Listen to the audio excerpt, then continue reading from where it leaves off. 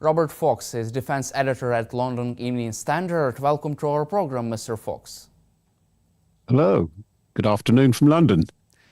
Vladimir Putin is ready to take significant steps towards the end of the war in Ukraine, US President Trump said.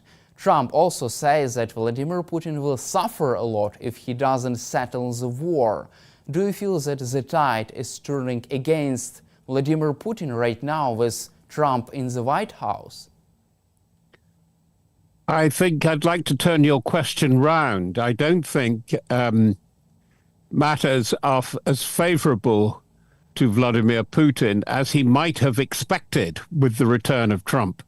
Putin isn't a priority for Trump, curiously, as we're discovering with his arguments within his own region, but Mexico, the Panama Canal, Greenland, and Canada, and also in view of what he has been saying to Mr. Netanyahu with that extraordinary press conference with a suggestion that briefly America will take over the Gaza Strip in order to begin a transfer of population out of the Gaza Strip.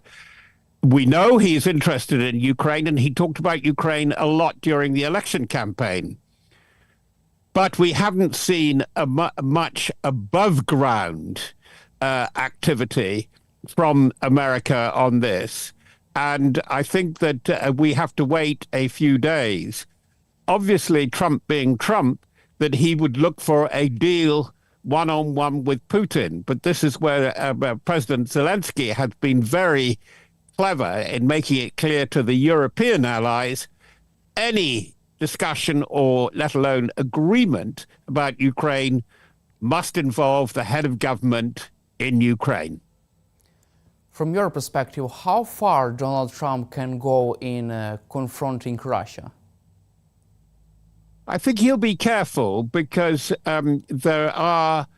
he has demonstrated in the past, in his first presidency, that he thought that he had interest in common with Russia. But from what he has been saying since he won the election, there are areas of not quite confrontation yet, but competition, particularly over the Arctic. I think in view of the new view of American sovereignty first, it's not so much an isolationist presidency, but a sovereigntist, if I can use that awful word, but it's now part of the political vocabulary, sovereigntist view of America holds its part of the world and will dominate much of the rest of the world that interests it from holding its part of the world. And there are areas of overlap and contestation, and he doesn't want Putin to be a spoiler, because the real contest, and this is what makes life difficult for Putin as well, is with China. And so this is where what he will propose for Ukraine will fit into it. But I don't think he will delay too much, because what we have to say, and we have to be very careful in observing this, there are lots of things that are said about Trump, that he's transactional, that he does things as the art of a deal, that he's unpredictable. But we know he doesn't like long wars that waste human resources and waste a lot of time for the United States and its interests. So I think they will be moving to discussions. The real test is going to be the state of the Russian economy, whether Ukraine can maintain its current resilience for about 6 months more. But I think by midsummer, by June, by the time of the NATO summit, the big NATO summit in the Netherlands, in The Hague, we will begin to see some real talking and what the terms will be. So you're confident that the next main stages of negotiations should begin as early as this summer between Ukraine, Russia, and Donald Trump's administration? Yes, but we've got to be clear on both sides is what both sides want. There are big questions. One on Trump's side, which is absolutely clear, they're not his team. Marco Rubio, Volts, the National Security Advisor, and General Kellogg, the special envoy in Ukraine, whether they're completely in agreement about what they want. I get the impression, and I'm only working from open sources, that they're not on the same page yet. They haven't got an agreed position. Now let's flip that over, and we can never really know with the secretiveness of that organization what is going on in the Kremlin.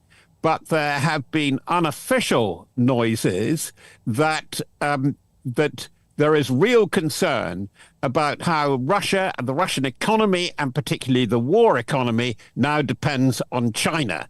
And it is fairly evident from some noises that we're getting through Telegram, through unofficial channels, that some fear in the Russian security apparatus that China is there to, as one Telegram source put it, to make Russia into a mineral and resource colony.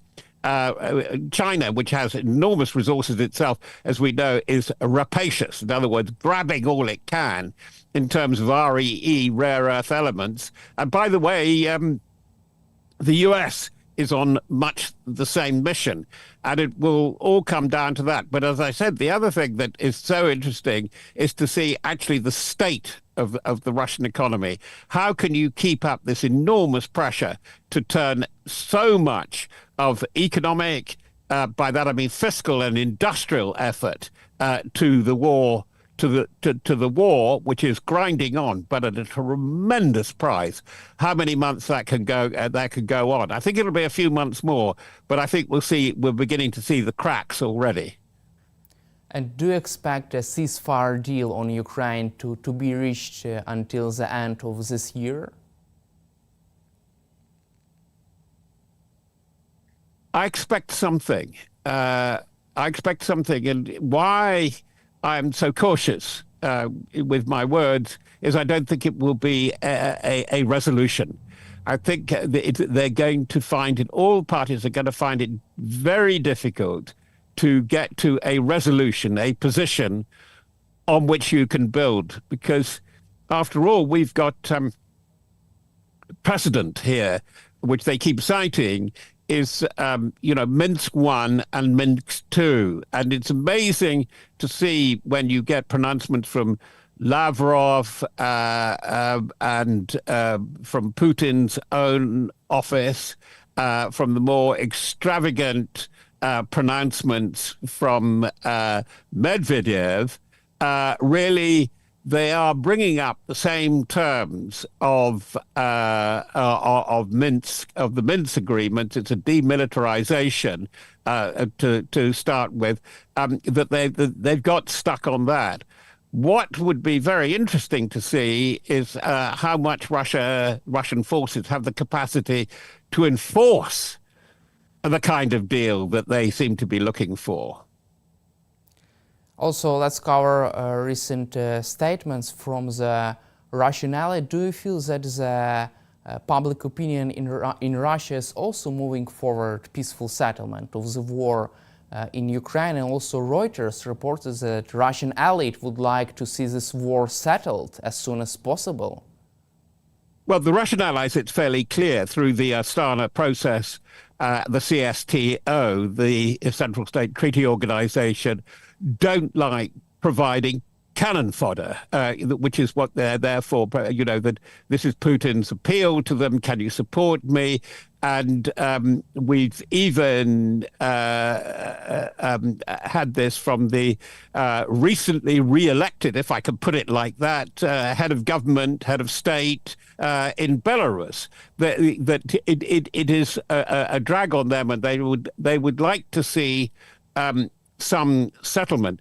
I think particularly that with the fragility in the Caucasus, particularly, that they would like some kind of settlement. But Russia, the Putin hard center, really would like to do to Ukraine what it is already doing quite successfully in Georgia, but it's a completely different proposition. That is takeover by erosion. Ideally, in the Putin conspectus, in his cosmos, that really Ukraine would become very much like Belarus under Lukashenko, which is not going terribly well. There's still a very restive population in Belarus, that they would like to become some form of satellite. The bottom line with the Putin negotiation, is that what he really wants is to make it absolutely clear that Ukraine, along with Belarus, along with Moldova, along with the recalcitrant elements in the Caucasus, are part of the greater Russian sphere of influence and command. It's a very retro view. It almost belongs, as so much with Putin belongs to Tsarist Russia, with him as a Tsar, this sort of Russian, as the great writer Ryszard Kapuscinski would have put it, Russian imperium. But that looks more and more out of date as Russia threatens to fall behind so much, particularly in the technology of war. I mean, in a way, tactically, it's been outsmarted in a very curious and very disturbing way, it must be, for Russia, technically by Ukraine, and strategically, of course, by China. China is a senior partner now, and Russia is moving slowly, or not so slowly, from the status of a junior ally to being a client. Also, North Korean troops have been pulled off of the front line in the Kursk region because of the high casualties rate. They have been redeployed out of the war zones there. What is your assessment of this development?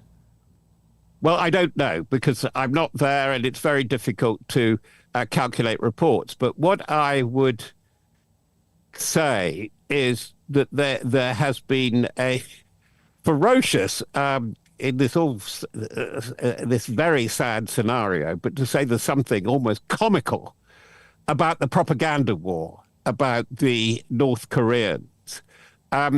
Things have not gone well for them. Let that be said.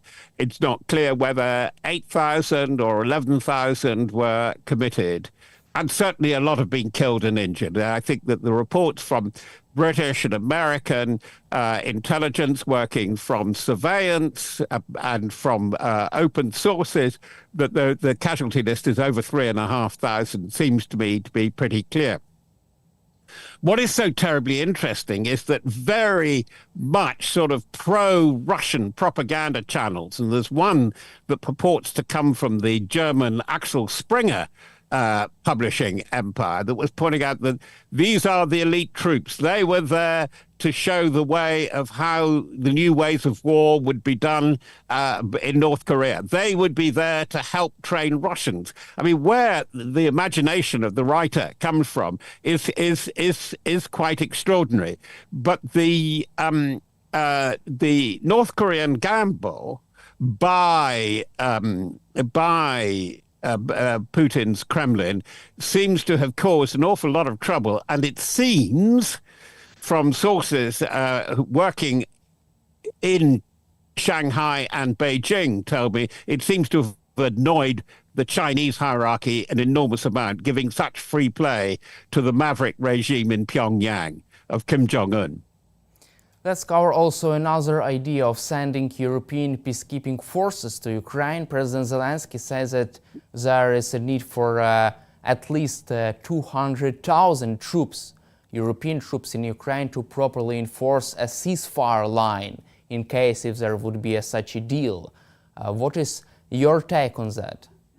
Well, it sounds as if President Zelensky is playing Trump at his own game, isn't he? You know, when you make a deal, you bid up more numbers than you can possibly get, and you just see what happens. But where President Zelensky seems to really have hit the mark, if there is going to be a peace deal, if there's going to be a demarcation, and if it emerges as something like that between North and South Korea, in that frozen conflict, it really will need a lot of monitoring. A lot of it can be done by surveillance. A lot of it can be done with the assistance of AI models and so on. But this is where it is going to be a very difficult test, and where Trump has a very strong argument. This is in the interest of wider European security. You cannot expect it to be managed by the Americans, and it must be managed by European NATO partners who may be working through the EU defense arrangement, which is an embryonic, if you could do an embryonic recreation, it's an embryonic recreation of the old Western European Union. And it isn't very effective, frankly. The EU element, just to park that to one side, is not effective as long as you've got dissidents like Slovakia and above all Hungary saying they don't go along with this at all. But this is where it is a very big moment for NATO as well.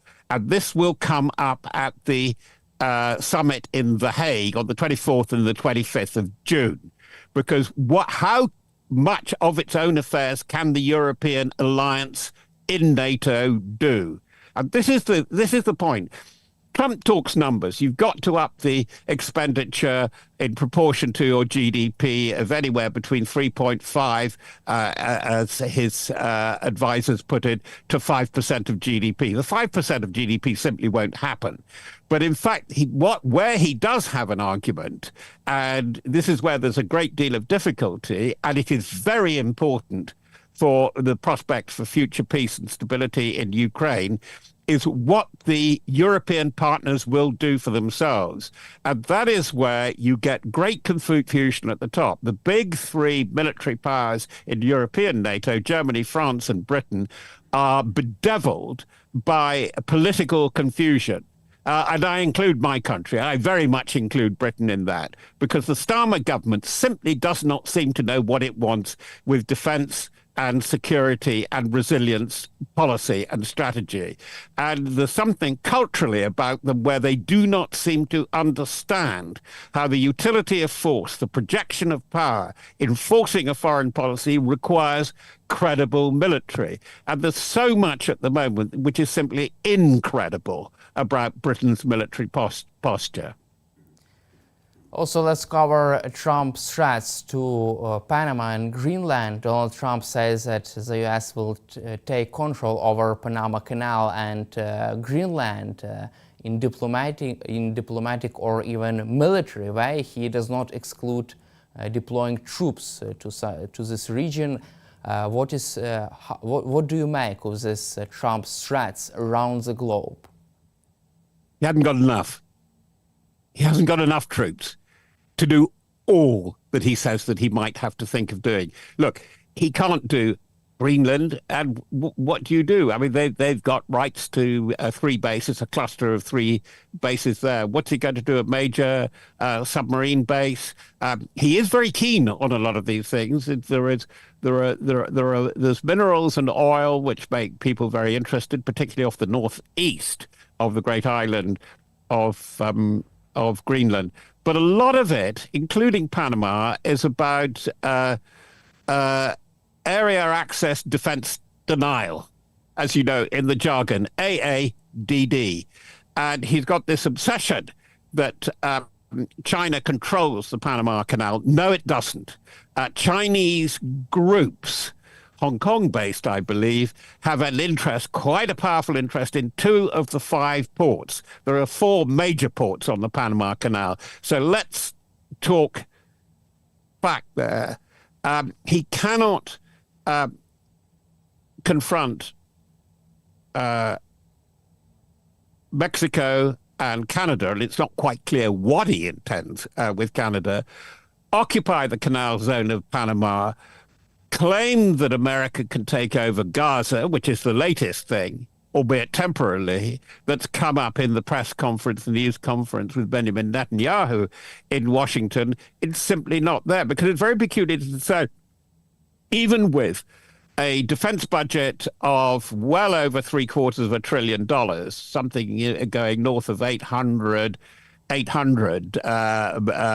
billion dollars. The forces are hollowed out. There are shortages of personnel in key areas. A lot of the procurement programs are completely jammed, particularly submarine building, for example. And right across the advanced Western powers, there is a problem with recruiting. Young men and women are more reluctant to put their lives on the line and go to the military. They are risk averse for all kinds of reasons. This brings us back to your question. Can Trump occupy Greenland or parts of Greenland, as he has threatened with the Danes, occupy Panama and take it back, and claim that he's got to help out Canada, and he's obsessed by this because Canada and the alliance must keep a hold on at least and have a control of one of the major Arctic routes. This is really quite something. But having said that, if you'll just indulge me, the thing that we're learning here is that Trump does behave like a property dealer towards his allies. He's not very good with allies. He doesn't know how to schmooze friends.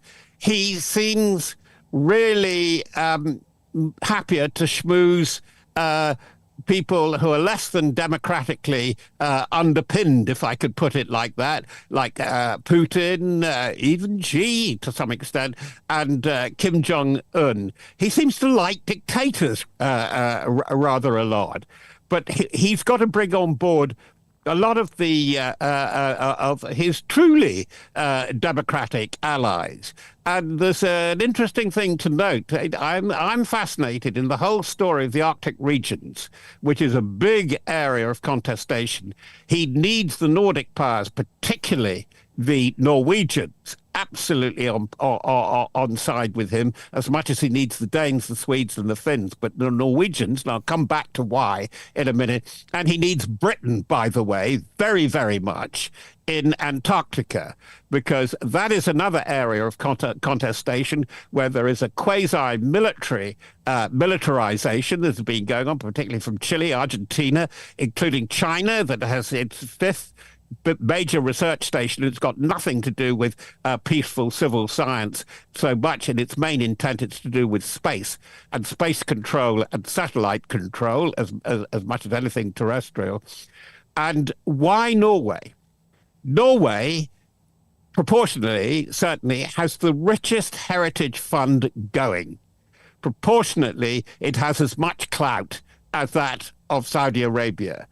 And that's why Trump will need them, because what does he share with Britain, France, Italy, and a lot of his other allies is huge debt. And a lot of the debt, incidentally, in junk bonds is owed by China. So going back to the point about Arctic security, Norway can pay its way. Technically, it's extremely capable. It punches well above its weight in real terms and holds the key to the Arctic entrance into Europe for Russia and China. And that will come more and more to be on the agenda. It will go up the agenda steadily through his presidency. I also have a follow-up question about Gaza. Recently, U.S. President Donald Trump said that he can take control over Gaza and be in charge of reconstruction of this region. He also does not exclude sending military troops to Gaza. Prime Minister of Israel, Benjamin Netanyahu, says that this is interesting idea. What is your reaction to this statement, and what could this mean for the entire region? Well, it's wildly unrealistic, and it's very interesting reading the comments from the region. And I think that even the mild opposition in Israel is slightly startled at this, because America has been so reluctant to get in there. It's not had a good history. Remember going into Lebanon in 1958, and then in 1982 with an MNF, a multinational force. It ends with battleships bombarding the Shuf Mountains. In the end, it does not go well. The commitment would be enormous, and also if you transfer the Gaza population of about 2 million plus, how do you do it? How do you manage it? Particularly as the nominated countries, Egypt, Saudi to some extent, but Jordan, are so reluctant to receive an influx of Palestinians, and an enforced transfer is against international law as well established now. It's against the laws of humanitarian law. So we'll put that there. I think it was just, again, a developer's reaction. He's quite right, Trump, in saying that Gaza looks like a demolition site, and how you deal with it and manage it is going to be very, very difficult indeed. By the way, it will not be the Riviera of the Eastern Mediterranean, because conditions, physical conditions, environmental conditions are extremely difficult. And the wiser Israelis have known this for years and years and years. The aquifers, the access to fresh water, the desertification, it is a huge problem, and it would depend on fresh water being brought in from the north, particularly through reverse osmosis and other processes from Israel. It requires a deal between Israel and the Palestinians. This is the bottom line, and that has been left vague. Any conclusion to the Gaza ceasefire ends up with a notion of the Palestinian state, but there being Palestinian statehood, which Netanyahu and his hard-right allies, Ben Gvir currently outside the coalition but threatening to come back in, and Smotrich, absolutely will not take. But what Trump has done with this press conference is that he has given Netanyahu a route to get re-elected. Okay, we can follow the American plan. And on the wilder edges, the wilder shores of this plan, the idea that you could push Palestinians out of Gaza and also suppress them and possibly even expel them from the occupied West Bank, or what the Israeli establishment like to call Judea and Samaria, is absolutely beyond imagination, and probably would provoke a wider Israel-Arab war. Thank you, Mr. Fox, for your time and for your support for Ukraine, and glory to Ukraine. Thank you. Yes. Pleasure.